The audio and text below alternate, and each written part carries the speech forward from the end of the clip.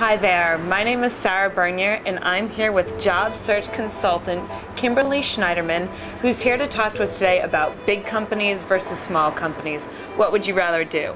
And as you know, we work with a lot of new grads who are interested in, just finding out what the fundamental differences are and where they fit in after college. Do they go straight to the big company? Do they look at the small boutique firms? So I guess we'll start with, the overall picture, the major differences, Kimberly, between big and small companies. I think the major differences between big and small companies are the way ideas get pushed through from idea to execution, the way promotions are handled, the way the professional growth opportunities available to an individual, and the corporate culture of a company. Okay, so let's start off with the first thing that you mentioned, the way that ideas are pushed through. That's really interesting. What's the difference? Well, at a big company, somebody might have a great idea that everybody really likes, but that idea needs to get approval from several different layers of management or committees. So the marketing committee has to sign off on the idea. The finance committee, the legal committee needs to approve everything. Now, conversely, at a small company, the idea may get approved immediately, but the delay may happen from the resources available to execute that idea, everything from money to people. Staffing and things like that. Exactly.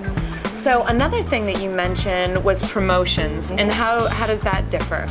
Well, at a large company, promotions can be handled in a very formal process. Somebody might be a marketing manager level 1 or level 2, and their salary will have very defined parameters for those different levels.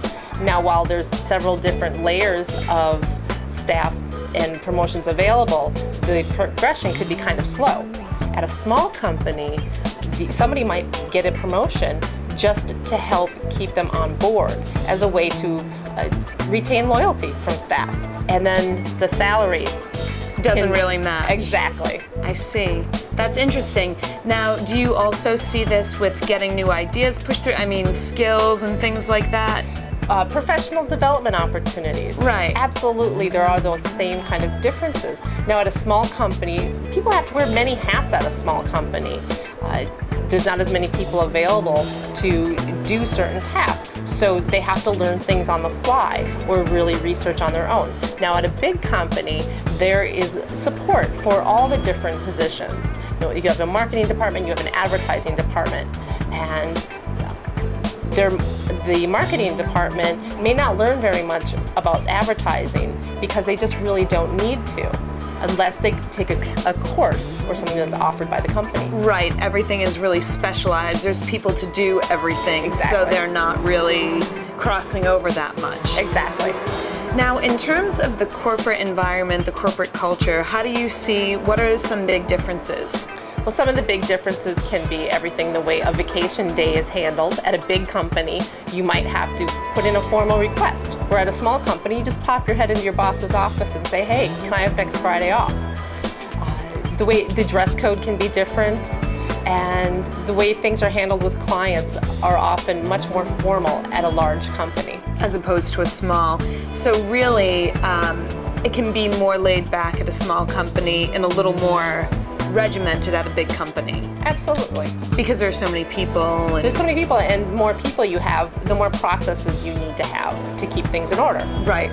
That makes sense. Mm-hmm. Well, great. Do you have any specific recommendations for new grads in terms of what's better, or is it a personal thing? Absolutely. It's a personal choice. It's where do you fit in better in your working style and what you want out of your career.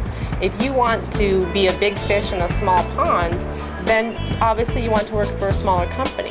Now, that doesn't mean that you'll never get opportunity to work with big companies, because it just depends on who the clients are of the companies that you work for. Mm-hmm. Working for a big company can have its advantages also.